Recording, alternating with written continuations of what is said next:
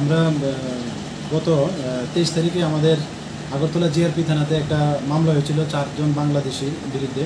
তো এই কেসের সূত্রপাত ধরে আমরা গতকালকে আরেকজন বাংলাদেশি টাউটকে আমরা গ্রেপ্তার করেছি এই আগরতলা বর্ডার গুলচক কর্ণনগর এলাকা থেকে। তো ওনার নাম আনিকুল শেখ, আর উনি চাঁপাইনবাবগঞ্জ ডিস্ট্রিক্টের বাংলাদেশে ওনার বাড়ি।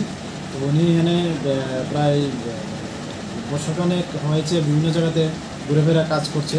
তো উনিও অবৈধভাবে ভারতে প্রবেশ করে এবং ওই গত দিন যে চারজন ধরা হয়েছিল তাদেরকে বর্ডার ক্রস করতে প্লাস ওই তাদের যে ডেস্টিনেশনে নিয়ে যেতে তাদেরকে সাহায্য করেছে।